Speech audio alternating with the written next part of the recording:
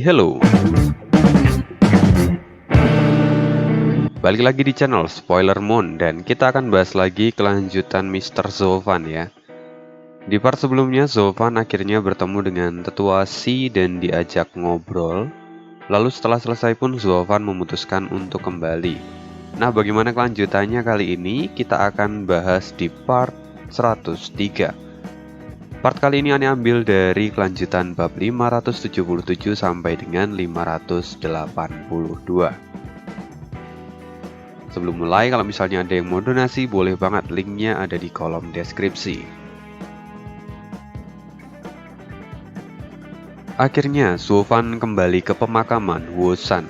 Saat dia sampai di sana, Bai Jifu segera melangkah maju dan berkata dengan penuh perhatian, "Steward Zuo, apa kamu tidak apa-apa? Jika kamu tidak juga kembali, aku pasti sudah pergi ke sana dan menjemputmu."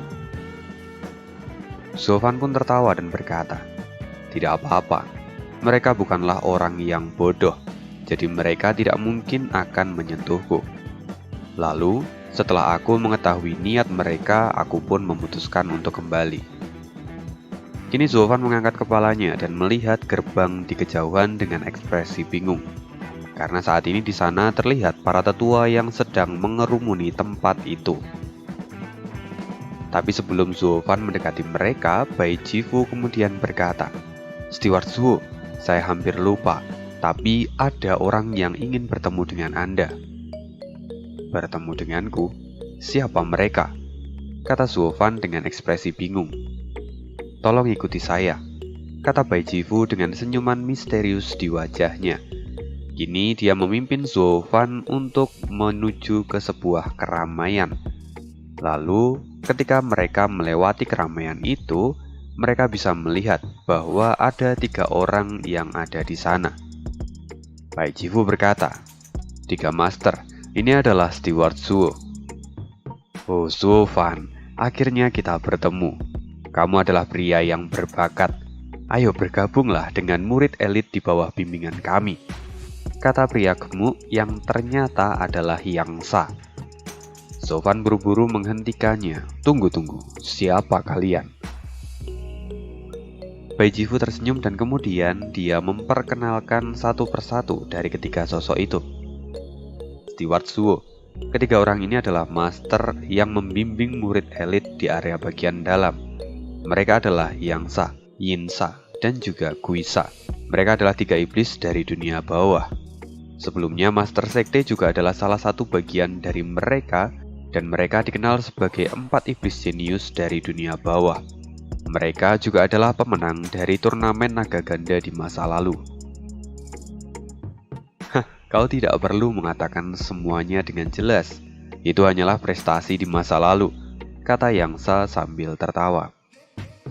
Setelah mengetahui itu, Zovan kemudian mengepalkan tangannya dan berkata, "Maafkan saya atas kurangnya pengetahuan junior ini. Lalu, ketiga master, kenapa Anda bertiga sampai repot-repot datang ke kamar budak kali ini?" Ketiganya memandang Zovan dan akhirnya berkata, "Zovan, kamu telah melakukan pekerjaan yang besar di kamar budak. Lalu, Master Sekte meminta kami untuk menemuimu dan meminta artefak yang dia pesan. Sekaligus, tolong buatkan juga salinannya untuk kami bertiga." Mendengar itu mata Zovan berkedut dengan keras. Dia mengutuk di dalam hatinya. Setelah Zovan berkata, "Ketiga tetua, Anda begitu memuji pekerjaan saya. Tapi kemudian Anda meminta sesuatu pada saya. Bukankah itu terbalik? Kurasa sayalah yang pantas mendapatkan hadiah untuk apa yang sudah saya lakukan. Bukankah begitu?" Ketiganya pun kemudian tertawa. Lalu Yang Sa berkata lagi, "Kamu benar-benar tidak memiliki selera humor sama sekali. Sejujurnya kami kesini karena Master Sekte melihat bahwa murid-murid dari kamar budak memiliki prospek yang bagus di masa depan. Bahkan mereka mungkin akan menjadi tulang punggung Sekte. Karena itu juga, Master Sekte kemudian memutuskan kalau akan mengalokasikan setengah sumber daya di area dalam untuk dikirimkan ke kamar budak sebagai hadiah. Lalu jika kamu bisa menyumbang sebagian besar murid elit di masa depan, maka semua sumber daya akan dialihkan ke kamar budak sepenuhnya. Kini para tetua yang mengerumuni tempat itu pun terkejut, sekaligus terlihat melompat kegirangan. Mereka mulai berpikir bahwa keputusan mereka untuk pindah ke kamar budak adalah keputusan yang sangat tepat. Zofan yang mendengar ini kemudian mengangguk. Baiklah, itu cukup baik, dan kamar budak ini sudah berada di jalur yang tepat. Maka, tugasku hampir selesai. Tapi kapan pemilihan murid elit akan dilaksanakan? 2 hari lagi, jadi persiapkan dirimu, karena kamu tidak bisa melarikan diri, kata Yangsa sambil tertawa. Mendengar itu, Zofan pun tertawa dan dia berkata, tapi saya hanyalah seorang budak di sini. Memangnya kenapa kalau kamu adalah budak? Kau sendiri yang sudah menarik para elit dari area dalam untuk masuk ke kamar budak. Jadi pada akhirnya, para budak di sini adalah para elit yang sesungguhnya. Karena itu, persiapkan dirimu. Dalam 2 hingga 3 hari lagi, Master Sekte akan mengadakan pertemuan di antara para tetua untuk membahas masalah ini, kata Yangsa yang diikuti oleh kedua orang lainnya. Setelah itu, Yangsa memandang Zofan dengan wajah serius dan dia berkata, kamu memiliki pencapaian yang luar biasa. Kamu bahkan membuat Master Sekte sampai harus merubah aturan. Kejadian ini bahkan tidak terjadi selama 1000 tahun terakhir. Ini sungguh adalah kejadian yang sangat langka. Semua orang kini memandang Zofan dan mengangguk serempak, sedangkan Zofan hanya tersenyum tanpa komitmen. Dia sejak awal tidak berniat untuk merubah aturan apapun. Dia hanya menjalankan apa yang sudah menjadi rencananya dan membuat gebrakan untuk sekte. Sekarang Zofan merasa ada sesuatu yang bergerak di dalam hatinya. Dia perlahan menutup matanya dan dia bisa merasakan bahwa ini adalah batas sebelum dia melakukan terobosan lagi. Lalu setelah itu dia kemudian kembali membuka matanya dan bicara lagi beberapa hal pada para tetua itu. Setelah selesai mereka pun pergi. Tapi sebelum kepergian dari ketiga orang itu, mereka kembali mengingatkan Zofan supaya menyiapkan artefak untuk mereka bertiga juga. Lalu setelah itu, dari kejauhan Zofan mengutuk di dalam hati. Setelah itu dia pun berbalik dan pergi. Kini dia kembali ke tengah pemakaman Huosan dan mengumumkan, aku memiliki sesuatu yang mendesak dan harus kukerjakan. Kemungkinan pemilihan murid elit akan dilakukan dalam 2 hari lagi. Jadi persiapkan diri kalian tanpa bimbinganku. Steward Zuo tidak perlu khawatir. Sekarang kami adalah tetua di kamar budak ini, jadi serahkan saja pada kami. Kami pasti akan melakukan yang terbaik, kata Bai Jifu. Zofan pun mengangguk dan dia kini merasa satu beban di pundaknya pun berkurang. Sekarang dia bisa pergi tanpa perlu mengkhawatirkan apapun. Lalu setelah Zofan pergi, dia pun kembali ke kamar budak yang sudah usang. Di sana terlihat Paman Yuan yang saat ini sedang mengawasi latihan dari para budak yang belum melewati gerbang tes yang Zofan berikan. Paman Yuan kini melihat mereka semua dan berkata, Surafield akan dibuka 2 tahun lagi. Jika kalian bisa menjadi budak elit, maka kalian tidak perlu merasakan penderitaan itu. Jadi berlatihlah dengan baik. Kalian harus menjadi cukup kuat untuk setidaknya bisa melewati gerbang tanah. Para budak segera mengangguk dan mata mereka kini tampak bersemangat. Lalu dari samping Zofan melihat ini semua dan mengangguk perlahan. Zofan benar-benar mengagumi pemahaman dari Paman Yuan. Meski dia hanyalah seorang laki-laki tua dengan kultivasi yang rendah, tapi pemahamannya tentang jalan kultivasi iblis sangatlah dalam. Bahkan bisa dikatakan dia seperti harimau yang mendominasi.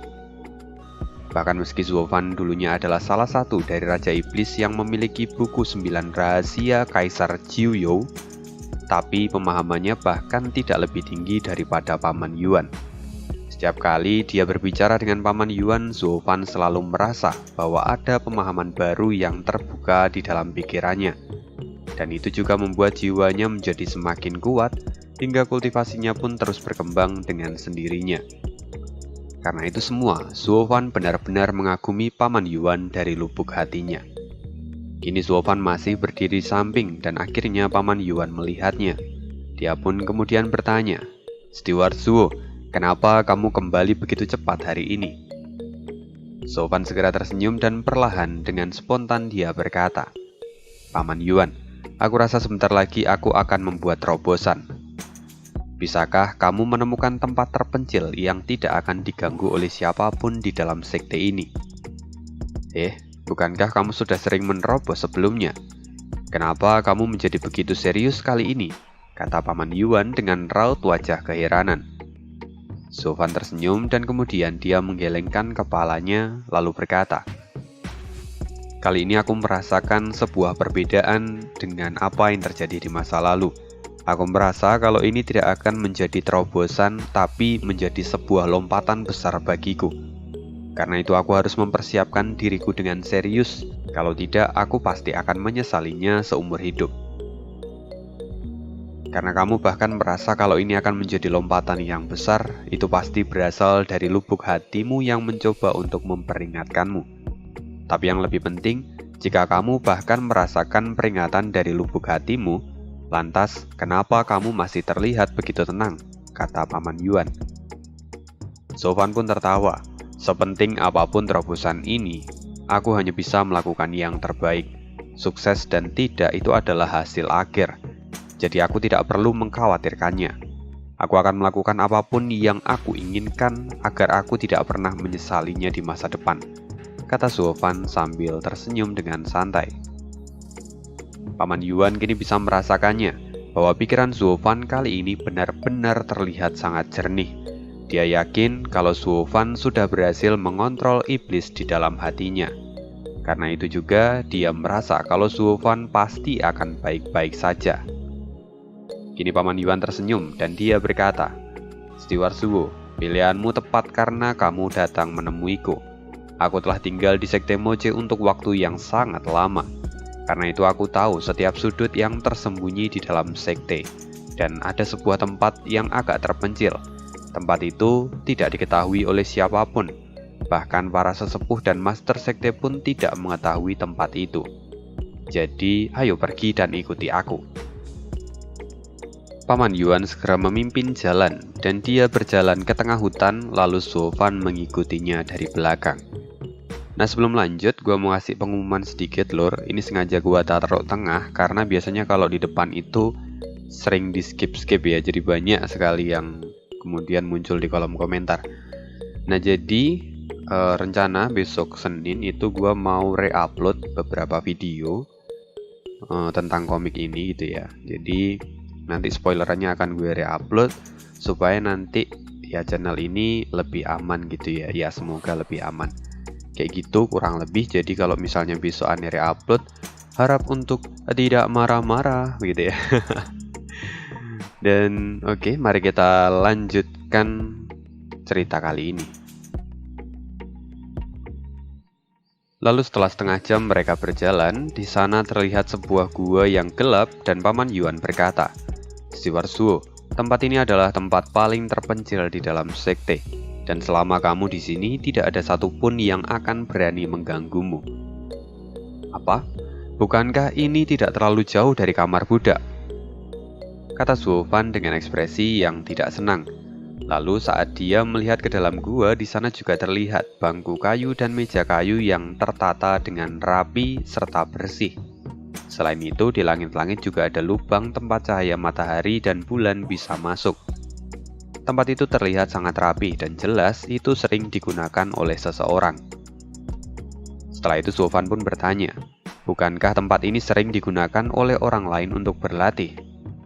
Paman Yuan mengangkat bahunya dan dia berkata, "Ini dulunya adalah tempat alkemis yang kuikuti, tapi dia sudah lama mati dan aku sering datang ke tempat ini untuk membersihkannya.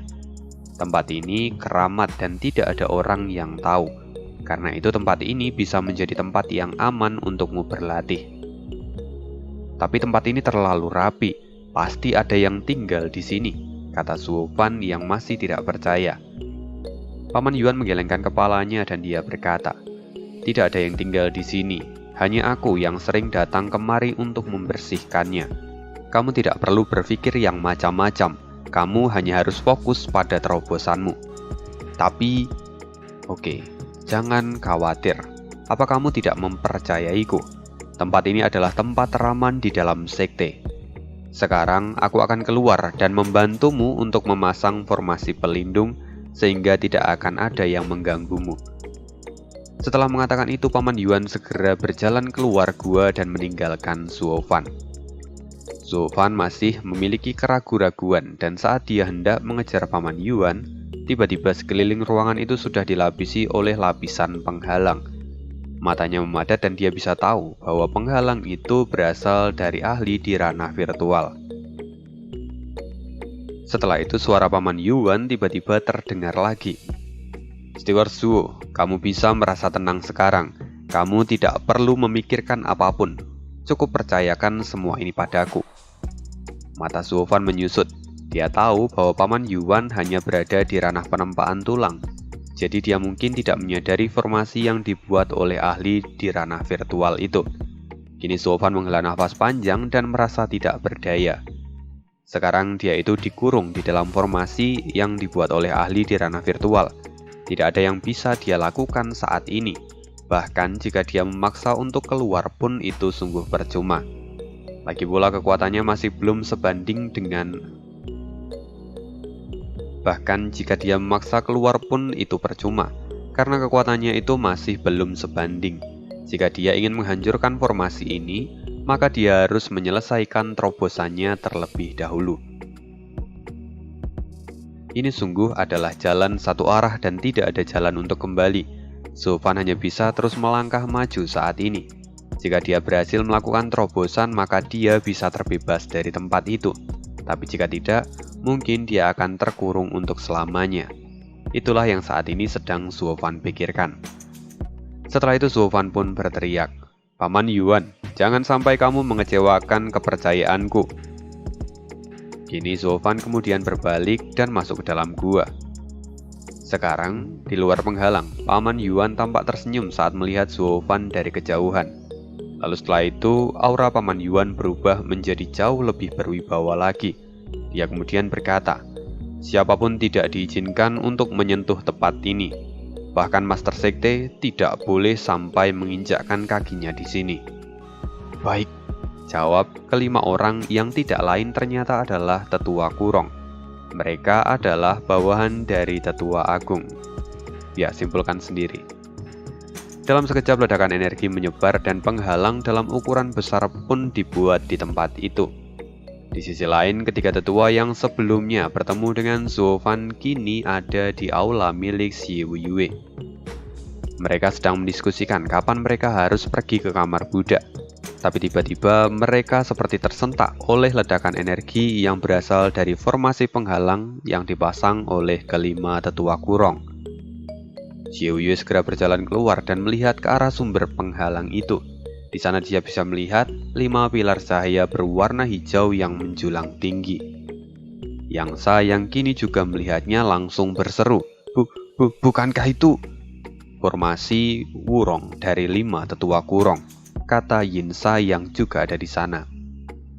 Guisa kini tampak mengayunkan kipasnya dan berkata, "Artinya, itu adalah Tetua Agung," sambung Xie Yue. Ini mereka kayak sambung kata anjir. Tetua Si yang juga merasakan ini dari kejauhan juga tampak tersenyum dan tertawa. Akhirnya waktunya sudah tiba. Sekarang di dalam gua, Zuo Fan telah mengambil posisi. Dia menyusun formasi untuk memulai terobosannya. Dia pun tampak mengeluarkan kumpulan api biru dan juga batu spiritual untuk prosesnya. Kini Zuo Fan mulai meninggalkan semua kekhawatirannya dan fokus pada kultivasinya. Lagi pula, terobosannya kali ini tidak sama dengan yang sebelum-sebelumnya, jadi dia tidak boleh setengah-setengah saat ini. Dia bisa merasakan bahwa saat ini dia bisa melangkahkan kakinya menuju ke ranah visi dewa hanya dalam 1 kali lompatan. Belum lagi, lompatannya kali ini bukan karena faktor eksternal seperti pil atau bahan kultivasi lainnya, melainkan itu semua karena pemahamannya yang sudah menembus batas dan memaksa kekuatan fisiknya untuk menerobos. Ini sama seperti yang pernah Kun Peng katakan sebelumnya, bahwa dengan pemurnian jiwa itu bisa membawa perubahan yang besar. Memikirkan ini semua, mulut Zuofan terus menunjukkan senyuman di wajahnya. Meskipun sebelumnya dia itu meragukan Kunpeng, tapi ternyata sejauh ini Kunpeng terus memberinya manfaat. Jadi saat ini dia tidak merasa khawatir. Ledakan energi kembali terjadi, dan api biru Zuofan menjadi semakin besar. Kejadian ini bahkan membuat Zuofan sendiri sampai terkejut. Kini kekuatan primordialnya terus mengalir dan merembes keluar dari tubuhnya. Dia bisa merasakan bahwa tubuhnya benar-benar dipenuhi oleh kekuatan kali ini. Jiwa Zuofan kini menjadi semakin kuat dan terus memenuhi kepalanya. Semuanya berjalan dengan lancar dan kekuatannya pun terus meningkat. Tapi semesta tidak mungkin akan sebaik itu. Tiba-tiba Zuofan merasakan rasa sakit seolah kepalanya itu mau pecah. Itu adalah rasa sakit yang tidak tertahankan. Mata Zuofan kini memerah dan dia menggertakkan giginya. Dia menahan semua itu. Kini kekuatan Zuofan terus-menerus meningkat hingga berlipat-lipat ganda. Dan setelah itu ledakan energi terus memancar keluar. Gua kecil itu kini seolah-olah telah ditelan oleh badai energi. Bahkan kursi dan meja kayu yang ada di sana langsung hancur seketika. Zuofan kini terus menggertakkan giginya dan menahan semua rasa sakit itu. Dia terus menjaga supaya pikirannya itu masih tetap jernih. Karena jika dia tidak melakukan itu, bisa saja terjadi kecacatan selama proses terobosannya. Selain itu, Zuofan juga tidak bisa menggunakan api biru untuk menekan kekuatan ini karena efeknya jelas tidak akan menjadi maksimal. Kekuatan terus membengkak dan kepala Zuofan menjadi semakin sakit. Tiba-tiba, Zuofan teringat bahwa seharusnya pembentukan jiwa itu bisa dilakukan oleh ahli di ranah virtual. Tapi saat ini, dia merasa kalau kekuatan jiwanya itu sudah cukup kuat untuk dibentuk. Karena itu, dia memutuskan untuk memulai saja proses pembentukan jiwa. Segera Zuofan membentuk segel dan kekuatan primordialnya pun mulai berkumpul. Dari sudut pandang orang umum, apa yang dilakukan oleh Zuofan ini sudah seperti tindakan yang konyol, karena belum pernah ada sebelumnya ahli di ranah visi dewa yang mencoba untuk memadatkan kekuatan jiwa. Tapi jelas ini tidak berlaku untuk Zuofan. Dia adalah sang raja iblis yang bisa melakukan apapun. Sekarang dia sudah memutuskan apa yang mau dia lakukan. Dia hanya bisa bertaruh pada apa yang akan terjadi nanti. Segera setelah itu raungan naga mulai terdengar dan 9 jiwa naga pun keluar dari tubuh Zuofan. Zuofan kini berpikir bahwa dia bisa menggunakan jiwa naga ini untuk membentuk jiwanya sendiri dan membuatnya menjadi lebih baik. Meski pada awalnya Zuofan ingin menyempurnakan jiwanya menggunakan jiwa naga surgawi, tapi setelah dia membentuk jiwa, dia mustahil untuk membuat jiwa yang baru. Sekarang dia hanya memiliki 9 jiwa naga, maka dia hanya bisa menggunakan itu. Karena itu jauh lebih baik daripada dia hanya memadatkan roh primordial miliknya sendiri. Setidaknya jiwa naga bumi itu lebih baik daripada tidak memiliki apapun. Itulah yang Zuofan pikirkan sekarang. Jiwa naga yang keluar dari tubuh Zuofan kini meraung dan mengamuk di seluruh gua. Seiring bertambahnya waktu, aura milik Zuofan pun terus meningkat dan mulai mendekati ranah visi dewa. Kini ke-9 jiwa naga itu mulai melebur dan menyatu. Mereka sebentar lagi akan menjadi jiwa naga bumi yang sebenarnya. Melihat hal ini, Zuofan pun tersenyum karena dia bisa merasakan bahwa tekanan pada tubuhnya mulai berkurang. Tapi sebelum semua jiwa naga itu melebur menjadi satu, tiba-tiba raungan naga yang lain terdengar. Raungan itu berasal dari cincin milik Zuofan, yang akhirnya membuat ke-9 naga itu pun melepaskan diri masing-masing. Zuofan sendiri terkejut ketika melihat hal ini. Dia tidak menyangka bahwa dia ternyata memiliki jiwa naga ke-10. Tapi sebenarnya dari mana itu berasal? Zuofan tidak punya banyak waktu, lalu dia segera mengeluarkan jiwa naga itu dari dalam cincinnya. Saat jiwa itu keluar, Zuofan membuka matanya dan ternyata itu adalah pedang peninggalan dari Dugu Santian. Siapa yang menyangka bahwa pedang ini memiliki jiwa naga ke-10 yang kucari? Rupanya Marskal tua Dugu selalu membantuku bahkan setelah kematiannya. Mungkin nanti aku harus berterima kasih padanya, kata Zuofan sambil menyeringai. Setelah Zulfan memiliki jiwa naga ke-10, lalu dia kemudian mengangkat pedangnya tinggi-tinggi dan berteriak. Jiwa naga kembali ke tempatnya. 10 jiwa naga membuka langit. Ke-10 jiwa naga kini terus-terusan berteriak.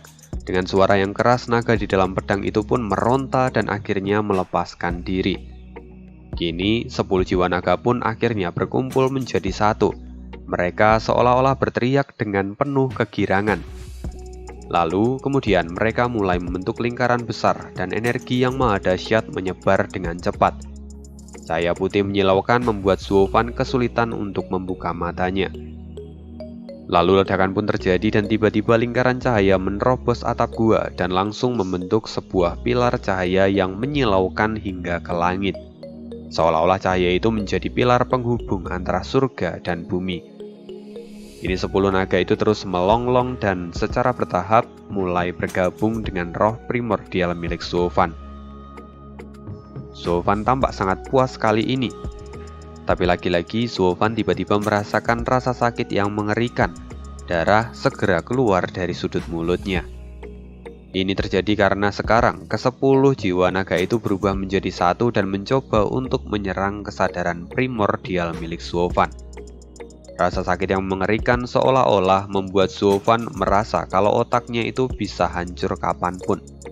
Tapi kini dia masih terus bertahan dan meski para naga itu terus mendesak kesadaran primordial Zulfan, dia terus bertahan.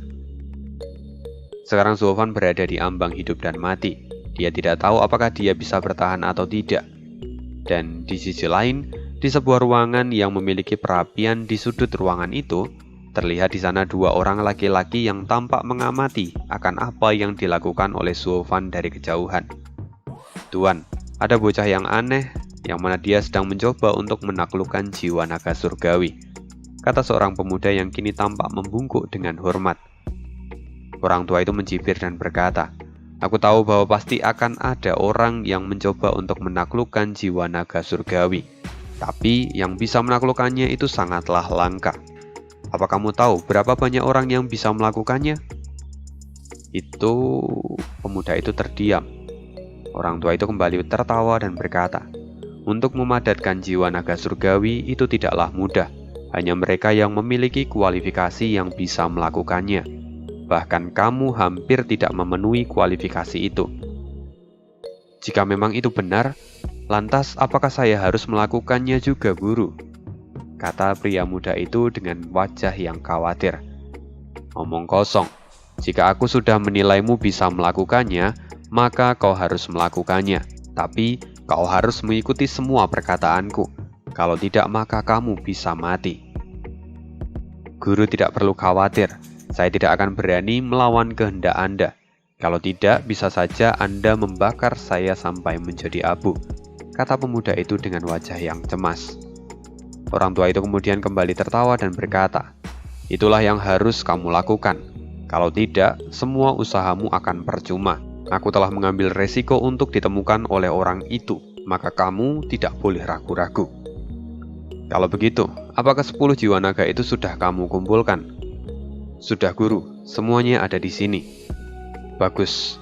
Sudah saatnya untuk memulai pelatihannya," kata orang tua itu yang kemudian diikuti oleh suara tawa dan teriakan naga.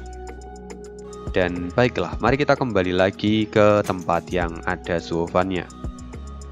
Kini para tetua Kurong yang sedang mempertahankan formasi pelindung tidak bisa menyembunyikan keterkejutan dari wajah mereka. Mereka kini merasakan tekanan yang sangat besar, dan setiap kali naga-naga itu meraung, tubuh mereka pun sampai bergetar. Sungguh itu adalah kekuatan yang dahsyat, bahkan mereka hampir tidak bisa menahan formasi itu. Perlahan darah mulai mengalir dari sudut mulut mereka. Di sisi lain, di aula utama Master Sekte, Xiao Yue tampak tidak percaya dengan apa yang dia lihat kali ini.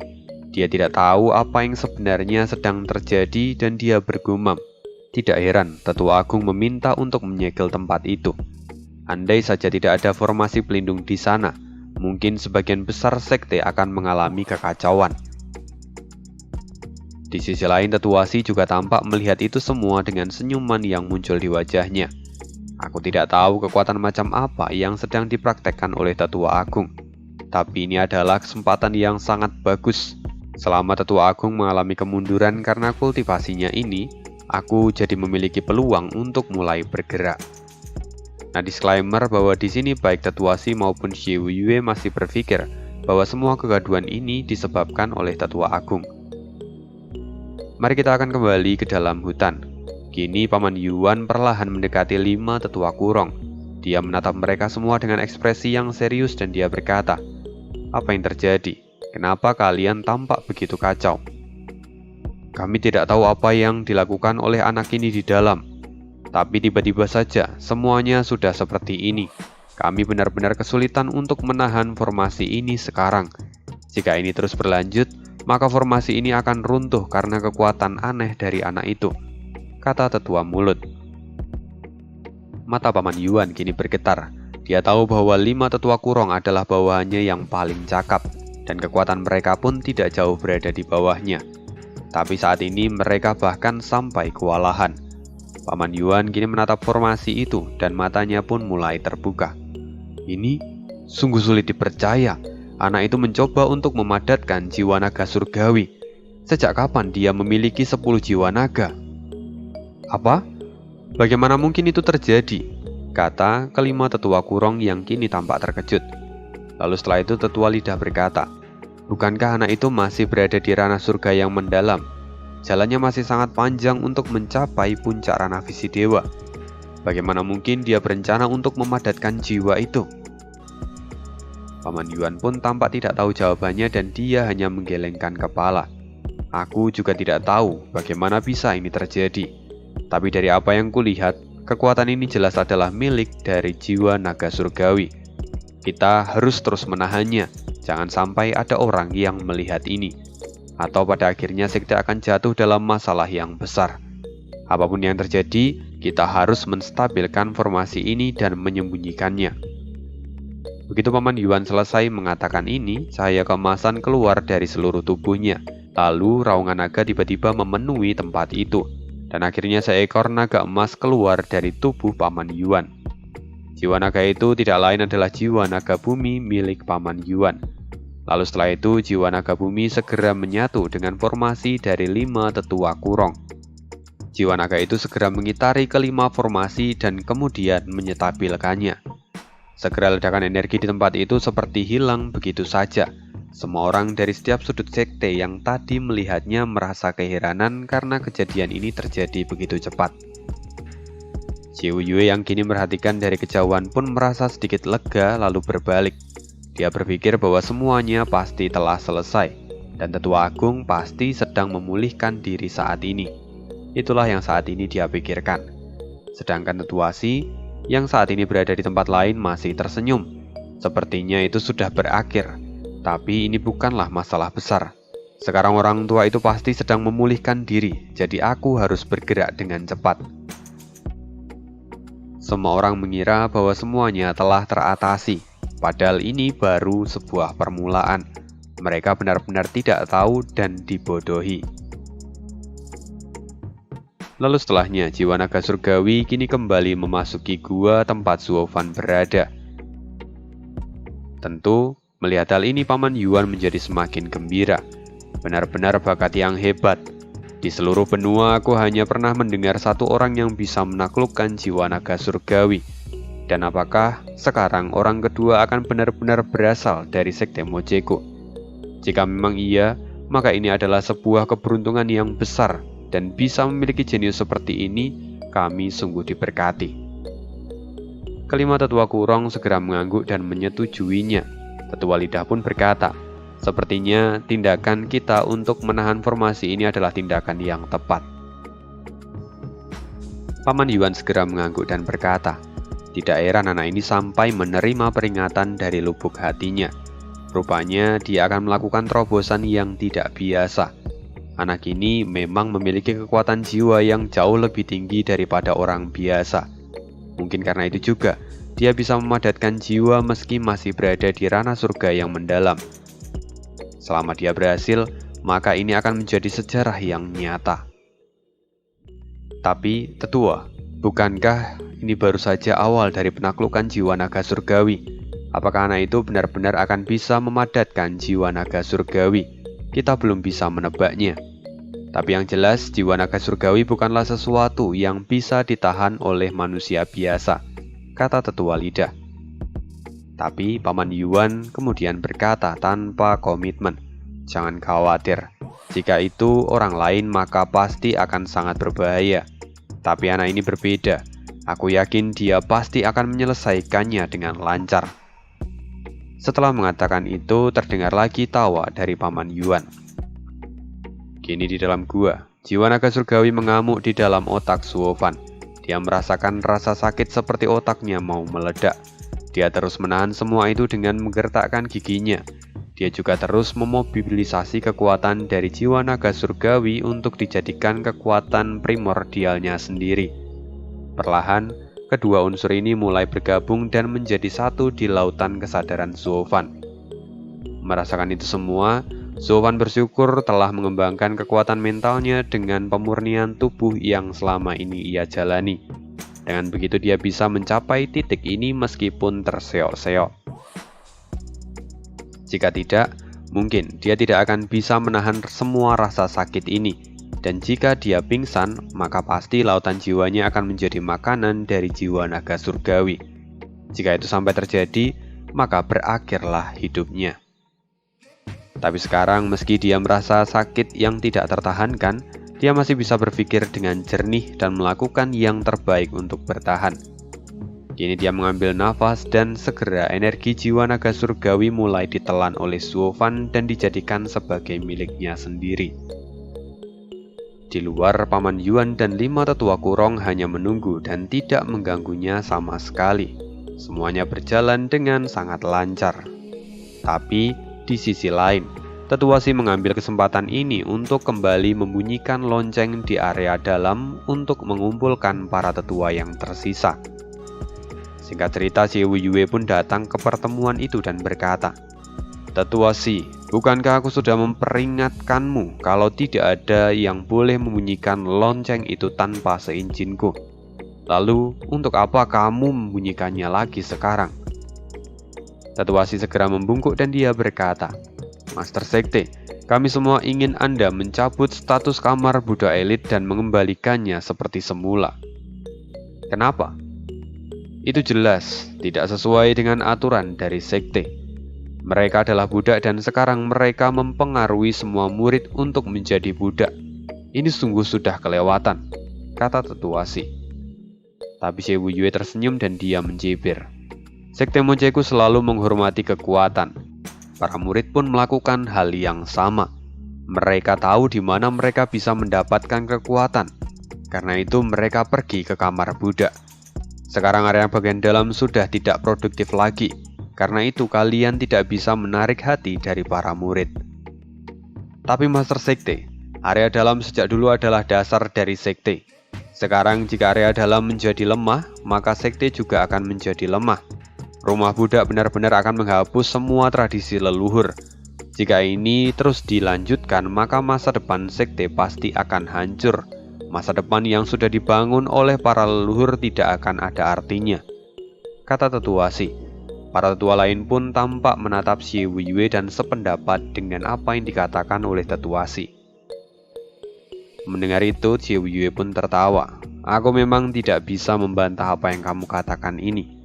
Tapi sayangnya rumah budak juga adalah milik Sekte. Selama mereka menjadi kuat, maka Sekte pun akan menjadi kuat di saat yang bersamaan. Lalu jika kamar budak disingkirkan sekarang, maka itu akan menjadi kerugian besar bagi masa depan Sekte. Selain itu, sekarang budak Suofan telah memberikan kontribusi yang besar bagi Sekte. Dengan ini dia sudah memenuhi kualifikasi untuk keluar dari kamar budak dan memasuki pintu elit. Apa kalian setuju denganku?" kata Si Wuyue. Bai Jifu segera mengangguk. Suofan memang adalah bakat yang luar biasa. Dia juga telah memberikan kontribusi besar pada Sekte. Saya setuju jika dia memiliki tiket untuk bisa diangkat menjadi murid elit. Lagi pula meski kultivasinya rendah, tapi kekuatannya sungguh luar biasa. "Benar, kami juga setuju. Silahkan Master Sekte mengambil keputusan," kata kelompok dari Bai Jifu. Tetua Si tampak tidak puas dengan semua ini, lalu dengan marah dia berkata, "Tidak masuk akal. Apa Master Sekte ingin melanggar aturan leluhur? Aturan untuk menjadi murid elit sudah ditentukan sejak sekte pertama kali didirikan. Para pendahulu mengejar kesempurnaan untuk memilih para murid elit. Tapi Suofan hanya seorang murid di kamar budak. Dia tidak memenuhi kualifikasi itu." Aturan yang ditetapkan oleh leluhur ditujukan untuk mencegah orang-orang berbuat pilih kasih. Tapi Suofan dan juga orang-orang di sekitarnya lebih unggul daripada murid di area dalam.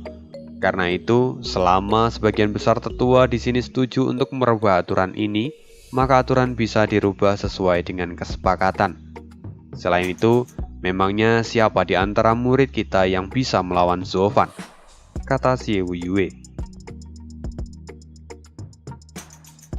Bai Jifu dan Qi Jifu kemudian membungkuk dan dia berkata, "Kami tidak keberatan, semuanya adalah kehendak dari Master Sekte." Setelah itu para tetua yang kini juga telah bergabung dengan kamar budak, mereka segera berseru, "Kami juga tidak keberatan." Kini Tetua Si tampak suram dan kemudian dia berkata lagi, "Keputusan ini tidak bisa diambil secara tergesa-gesa. Lagi pula sejak awal para budak tidak memiliki kualifikasi untuk menjadi murid elit. Sekarang jika mereka menjadi murid elit, maka aku yakin perselisihan pasti akan terjadi di antara para murid elit yang lainnya." "Benar, apa yang dikatakan Tetua Si itu benar," kata orang-orang dari fraksi Tetua Si. Namun begitu tempat itu mulai riuh, seorang pemuda kemudian berteriak, "Orang-orang tua terlalu keras kepala. Ini adalah sekte Moche, salah satu sekte iblis. Kita memuja kekuatan. Jika kita sembarang mengambil murid elit, maka mereka tidak bisa disebut sebagai murid elit lagi." Semua orang segera menoleh dan mereka terkejut ketika melihat bahwa itu ternyata adalah seorang pria gemuk yang berpakaian kuning.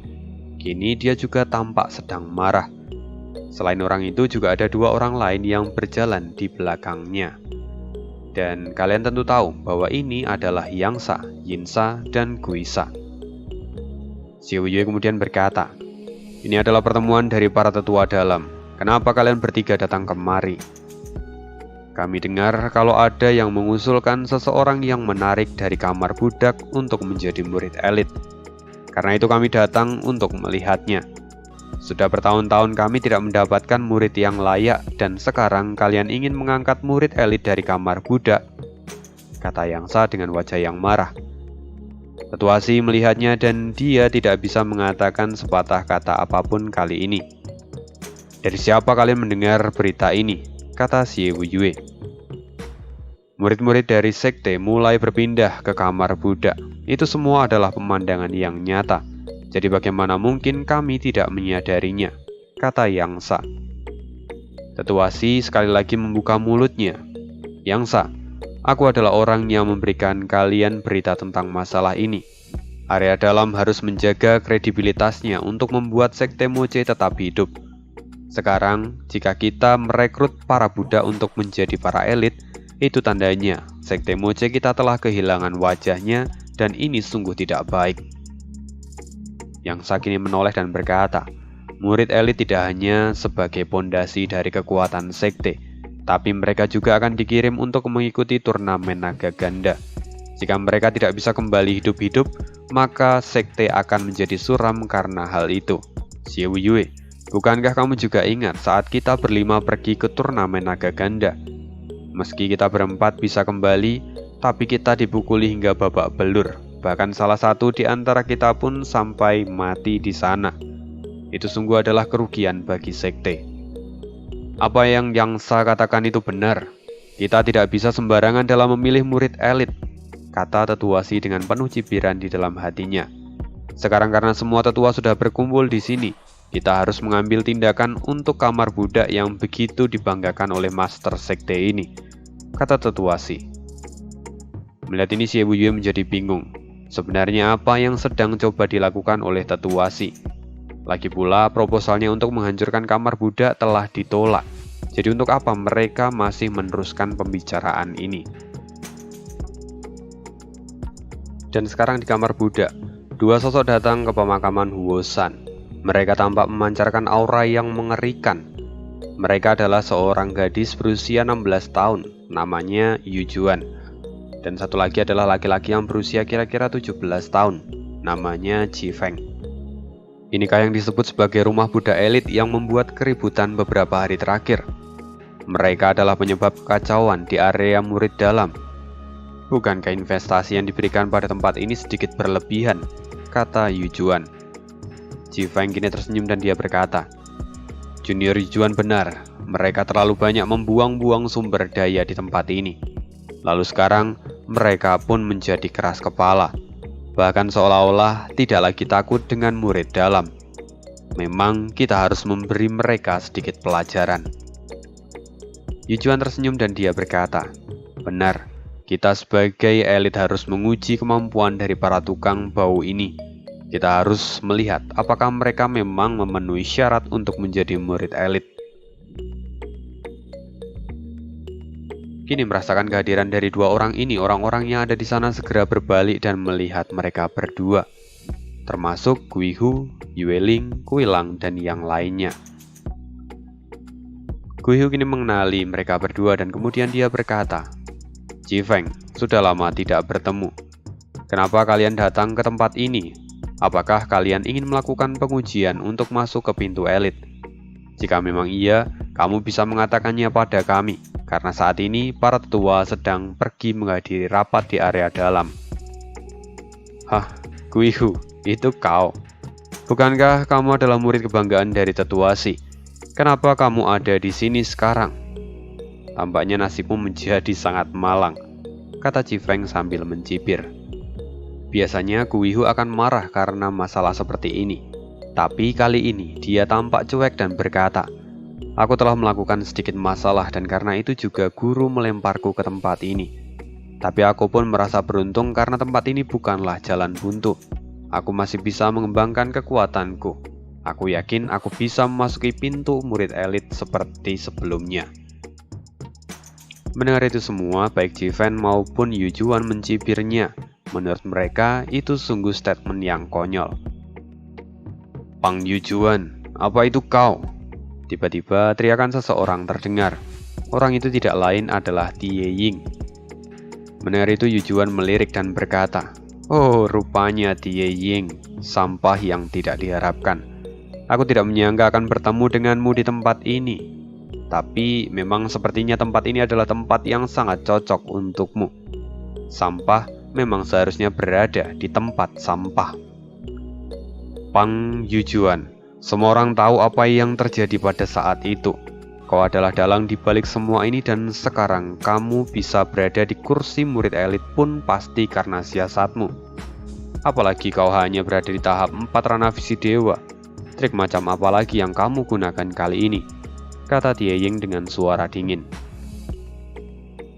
Yu Juan kini tampak tidak peduli sama sekali. Dia kemudian berkata, kakekku adalah tetua ke-7. Baik itu kompetisi sekte luar maupun dalam tidak akan ada yang berani menyentuhku. Hanya kau yang tidak punya otak berani menantangku. Karena itu akhirnya kau tersingkir dari jalanmu. Seharusnya kau masih bersyukur karena masih bisa bernafas saat ini. Akhirnya kau mengakuinya jalang. Tie Ying, tenangkan dirimu. Mereka saat ini adalah murid elit. Mereka di sini atas nama murid elit, jadi kesampingkan urusan pribadimu, kata Guihu. Lalu setelah itu Guihu menoleh dan melihat Ji Feng. Ji Feng, tolong beritahu kami bagaimana kalian ingin melakukan tes kali ini. Benar itu Ji Feng menahan senyuman aneh di wajahnya dan dia berkata, itu sangat sederhana. Untuk bisa masuk ke jajaran murid elit, itu artinya kau harus cukup kuat untuk melakukannya. Jadi tunjukkan saja kemampuan kalian padaku. Baiklah, kalau begitu aku yang pertama, teriak seorang pria berbadan kekar yang kini melompat ke tengah kerumunan. Guihu yang melihat ini segera berteriak, Mo Sanpao, apa yang kau pikirkan? Kau bukanlah steward Zuo. Namun itu sudah terlambat. Mo Sanpao kini langsung tergeletak di tanah dan dia mati. Itu semua terjadi dalam sekejap dan hanya karena satu pukulan dari Ji Feng, Mo Sanpao sudah tidak bernafas tanpa dia sadari. Ji Feng kini menatap Gui Hu dan dia berkata, "Gui Hu, bukankah kamu dulu sering melakukan apa yang kulakukan sekarang?" Gui Hu masih tetap diam, tapi kemarahan bisa ia rasakan di dalam lubuk hatinya. Dia kini hanya mengepalkan tangannya dengan erat untuk menahan amarahnya. Gui Lang yang melihat hal ini kemudian bersuara, "Ji Feng, kamu terlalu berlebihan.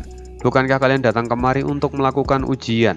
Kenapa kau sampai membunuh di tempat ini?" Hahaha, kalian para budak bau. Jika kalian tidak lulus dari tes ini, maka itu berarti kalian mati. Jadi siapkan diri kalian. Siapa yang mau mencoba lagi, majulah, kata Ji Feng sambil tersenyum. Semua orang kini perlahan mundur dan merasa ketakutan. Yu Juan kini melihat semua orang lalu kemudian melirik ke arah Die Ying. Die Ying, kamu adalah jenius di masa lalu. Tapi sepertinya setelah mengalami kemunduran beberapa tahun, kekuatanmu tidak ada perubahan. Sungguh menggelikan. Apa katamu? Jalang, jangan pikir kalau aku tidak berani melawanmu meski aku terpaut jauh darimu. Meski kita berbeda ranah kultivasi, tapi pengalamanku sudah cukup untuk membunuhmu, bentak Die Ying.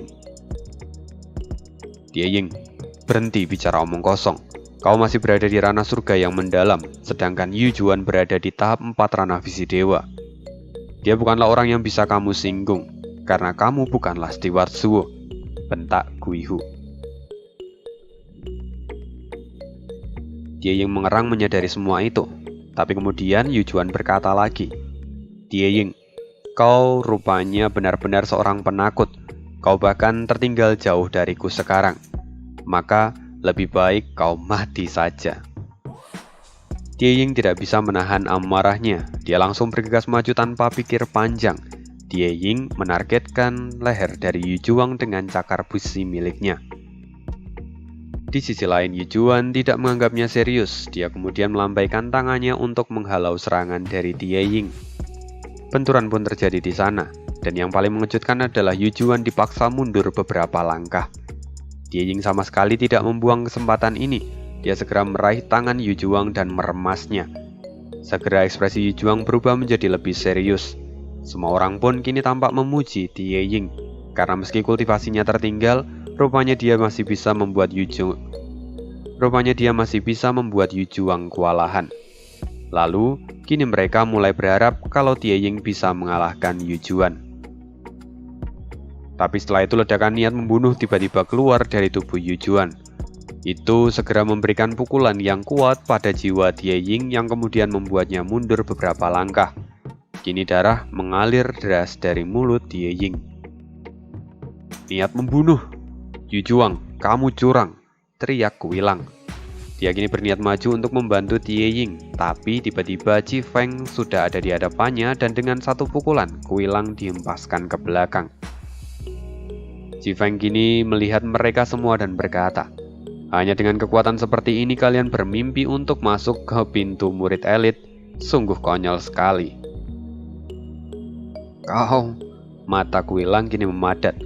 Lalu dia berteriak, anjing gila. Kau datang kemari untuk memilih murid elit, lantas kenapa kamu bertindak sekejam ini? Memilih murid elit? Kalian hanyalah sekelompok budak. Kalian benar-benar terlalu banyak berdelusi. Seharusnya kalian sadar bahwa kalian tidak pantas, kata Ji Feng sambil tersenyum. Di saat yang bersamaan, Yu Juan pun mengambil 2 langkah untuk mengejar Die Ying. Dia tahu kalau saat ini jiwa Die Ying itu terluka parah, dan dia berniat untuk membunuhnya. Tapi segera Yu Weling maju dan membantu Die Ying untuk mundur. Serahkan pada aku, teriak Yu Juan. Pada saat itulah Ji Feng tidak tinggal diam. Dia mengeluarkan jurus pamungkasnya, seni bela diri tingkat suang, jari-jari api. Melihat itu, Yu Weling pun menyusut. Dia tidak bisa menahan kekuatan Ji Feng, apalagi menghentikan seni bela diri miliknya.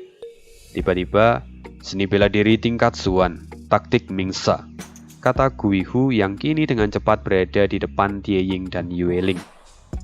Ledakan keras pun terjadi di sana saat kedua serangan ini bertemu. Akhirnya Gui Hu pun didesak mundur karena rebound kekuatan ini, dan dia pun sampai memuntahkan darah merah di mulutnya. Kini Chifeng menatapnya dengan dingin dan dia berkata, Guihu, sebelumnya aku bukanlah lawanmu.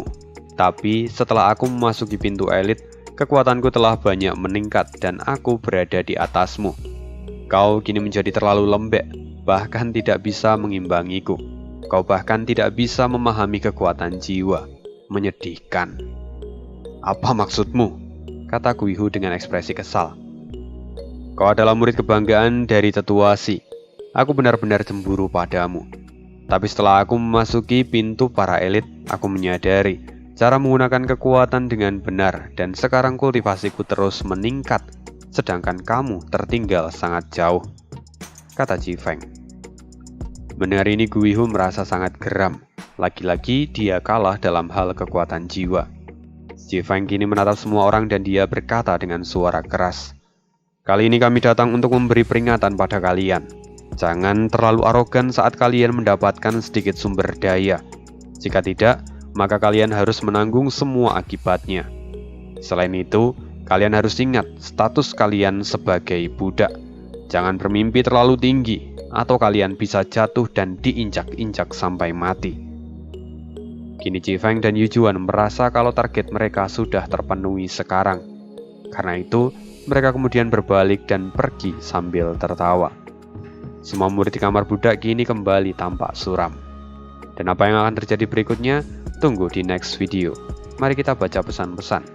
Yang pertama, terima kasih untuk Bang Gieta sudah mentransfer via bank. Berikutnya, dari Bang Aswim. Makasih Min, semoga selalu diberi kesehatan dan selalu konsisten update-nya. Siap, terima kasih Bang. Zofan, lumayan buat temen ngopi. Apalagi ada gorengan, mantap itu Bang. XXX alias dari Bang Isyafudin. Sehat selalu Min. Terima kasih Bang, semoga sehat selalu. Power Rangers Pink, salam sehat 5 sempurna. Handoko, terima kasih, sama-sama Bang. Dan terima kasih untuk hari ini, see you again di next video. Terima kasih sudah menonton sampai habis, mendengarkan sampai habis maksudnya. Bye.